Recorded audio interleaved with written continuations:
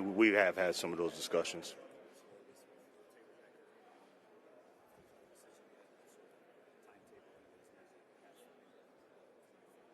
Yeah, I mean, obviously Taylor, he's earned the right to have as much space as he needs to reflect on, a long season, and we respect him. We give him that, but obviously, with the start of the new league year coming, that's obviously you want as much clarity as possible.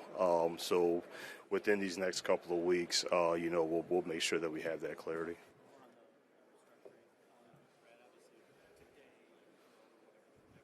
Yep.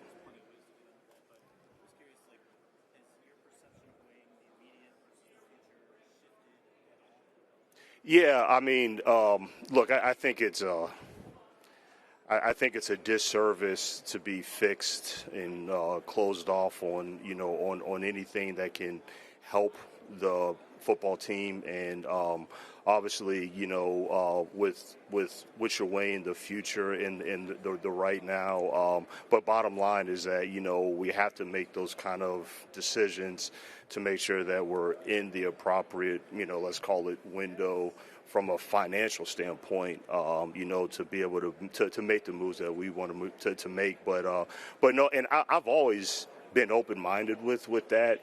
It's just that we've been in kind of different windows every single year as we've gone through this journey. So I've been open-minded with that for sure.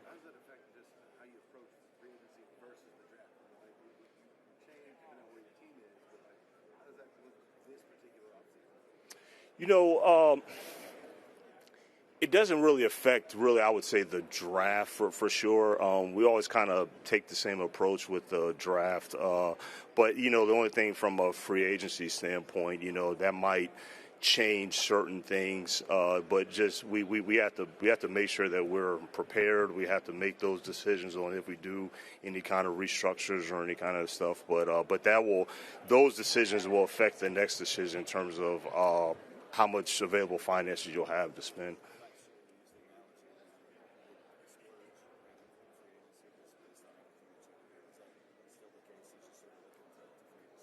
Say that one more time.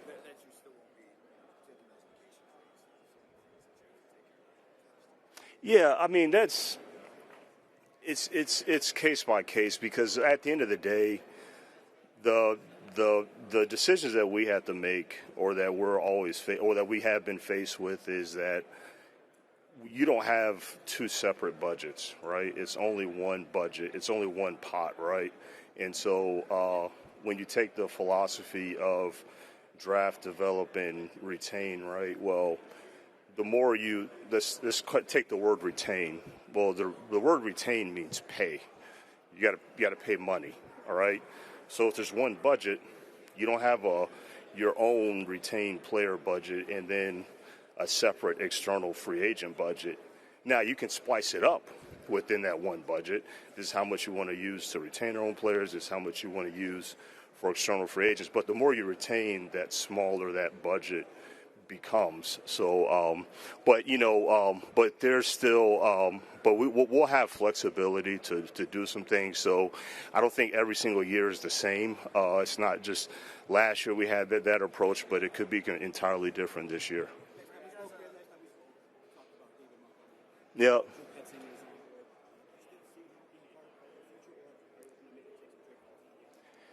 Yeah, look, I've been in touch with David's his agent and his representation. Obviously, look, we love David. He's a great player. We love to have him. Kind of want to put last year in the rear view and just move forward. But obviously, a player has to want to be at a certain place as well. So those conversations are still fluid, and then we'll just kind of see how it goes. What's that? So what has he told you? His agent? Yeah, those are conversations that I'll keep in house. But I would say that I've had healthy dialogue with David at the end of the year, and I've had healthy dialogue with his agent.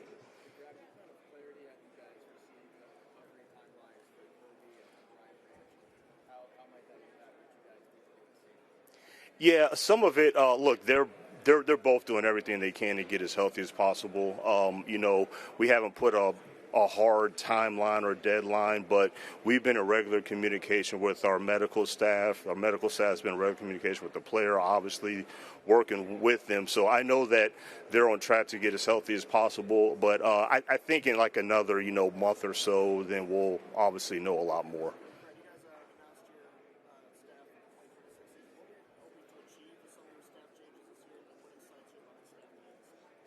Well, I think what excites me is that it wasn't we didn't have to endure the turnover that we had to endure the previous year. I mean, that's hard, man. Like that's a challenge. Now, when you have success, you got to be prepared for those challenges as well. But to get the OC that we were able to get in Drew and even adding, Kafka as well, but not having this wholesale turnover, that was kind of best of both worlds. So I don't want to say it was better than I expected, but we feel really good about having Drew come on board as the new OC and then still be able to retain all the other members of the coaching staff. Yep. Yep. Yeah, we're still having discussions with that. Those are all players that we feel are core players that we want to keep around. They're part of our foundation. But again, it just goes back to the, retaining, okay, that's paying, and then it's, well, how much additional resources do you have going forward? And look, there's a lot of different, timelines and levers that we'll have at our disposal, but those are all players that you routed off that we see as key pieces that we want to keep around for a long time.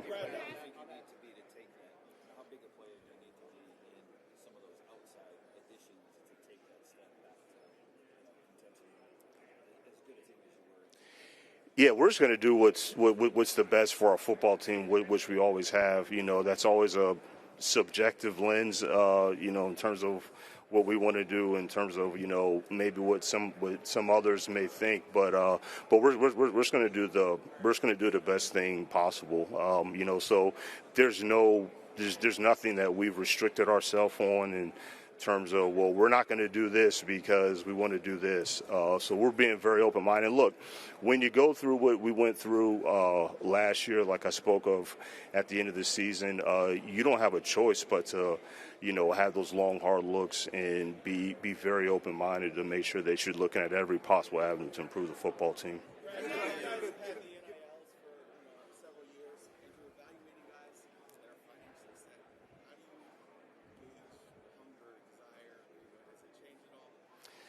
Yeah, I mean, I think it is what it is. I mean, you are dealing with a different, let's call it, athlete coming into the NFL.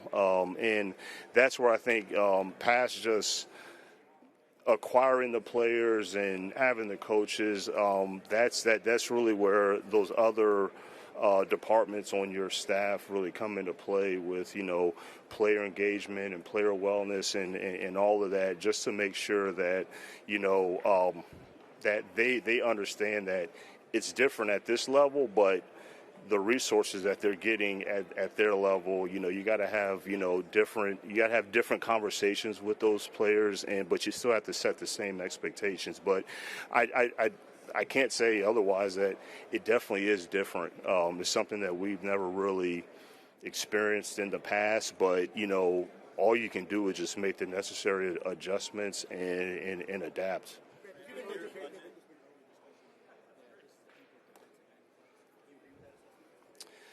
The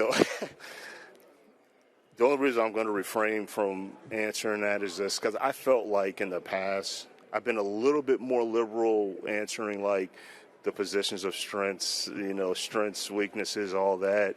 But I have felt in the past few years that I'll feel one way right now, and then a month later I feel completely different. And I do think that's a natural feeling. I think that feeling should happen because I think that's a testament of all the work that entails of this whole draft prep process. It's not as easy as like, oh man, it's a lot of defensive ends, available for this draft right now in, late February, early March. Well, come early April, that might not be the case. And so those are some of the things that I kind of have spoken with you guys about in the past, of just information that's not available that might shift things. So that's the only reason why I know what it appears to be. It appears to be a deep crop, and I would agree with that, but it might not be as deep as we think in about a month or so.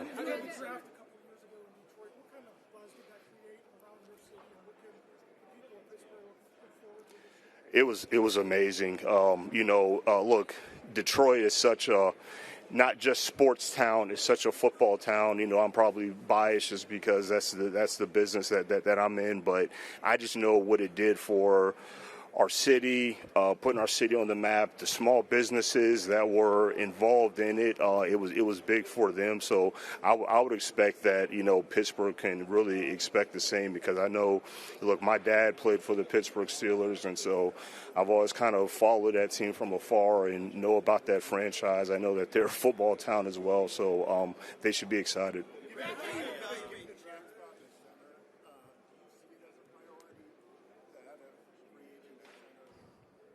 Yeah, I mean, look, we're always looking not only just at the center position, but really every position. We want to add more competition, add more depth. So, that's obviously just not just center, but offensive line, really both sides of the ball. Really, that's something that's not going to be ignored. So, whether it's through free agency, through the draft, we'll definitely look at it.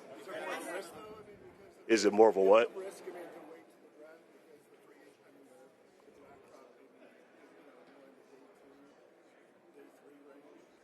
I think it's a little early to say that, but I understand your question. Obviously, it's a very important position.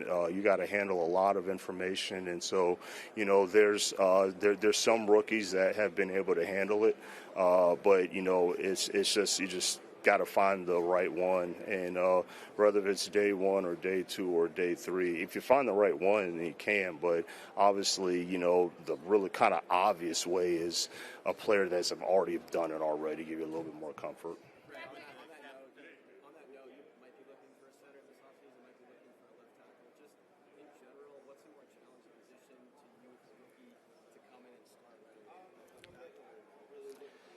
I think they're both a challenge. I don't know if there's one way, because again, you're talking about the center position with all the information that you have to handle. That's a big load. But then you're talking about the left tackle position.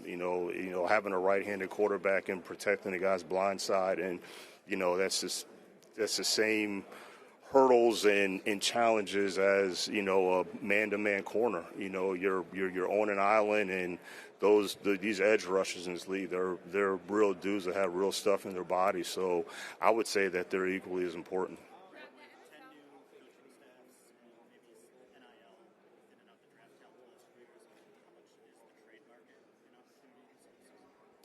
Yeah, I mean, you would think that it would be more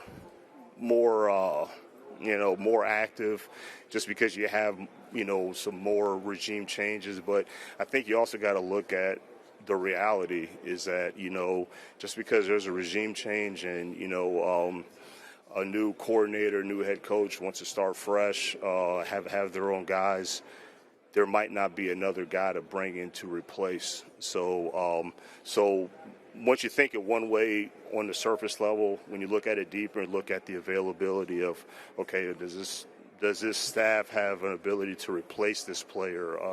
Maybe the player was with the coach at another team. Well, just because the regime in place there doesn't mean that team wants to trade that player. So, but we've been looking at every avenue. But it's a good question. But I do think it's the reality of what the pool of available players are.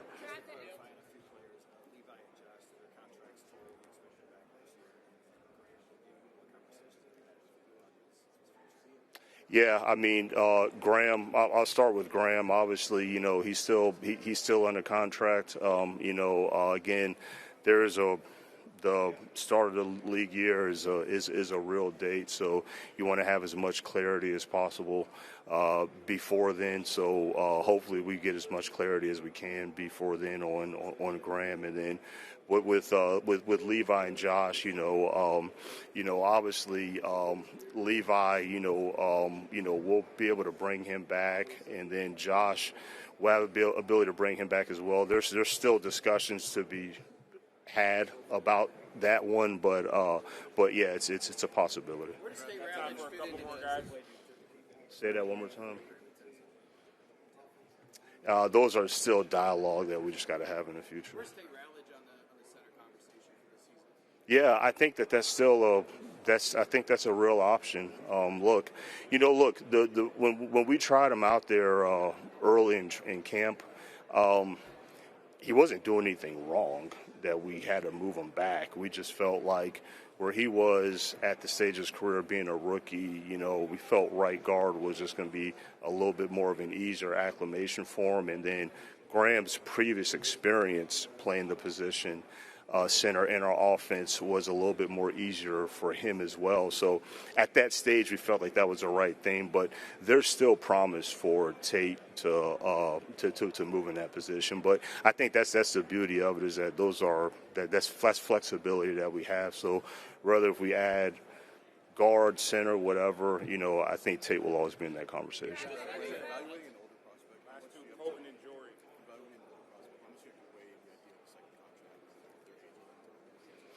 Oh, yeah, I think you have to, just because, look, it's one of the harder things to do, but, I think you can see things from the previous year to see kind of where the arrow is headed.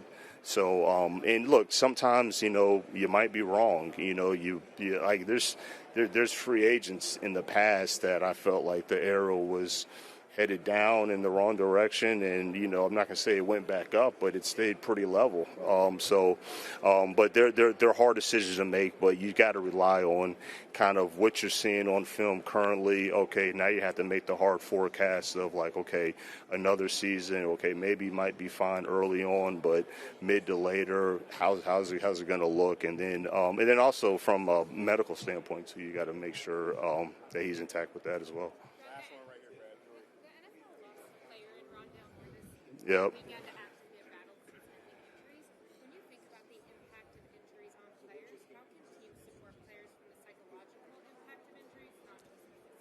Yeah, I think that's a really good question, Jory. First of all, extremely sad to hear that news, and just give my condolences to his family. That was tragic to hear. But just staying on the topic of just injuries from a psychological standpoint, look, I think the easier lens from the outside is like, okay, a player suffered an injury, he's down or he's not available. But that's where I was talking about the person that asked about the NIL question and the college players coming in. It's the same thing with players with injuries, is that we have to put an incredible amount of resources from a player wellness standpoint, in which we do. We have that as a high priority, player wellness, in terms of, making sure that we're keeping that player engaged, and, making sure that player is getting all the services and resources available to him, because you're exactly right. It's not just the physical. It's the psychological component that's probably even more important. But that's a high priority for us. I think I don't want to speak for the rest of the league, but I know just being here at the Combine and all the boards that I'm on, that's always a major topic. Thank you, guys. Thank you.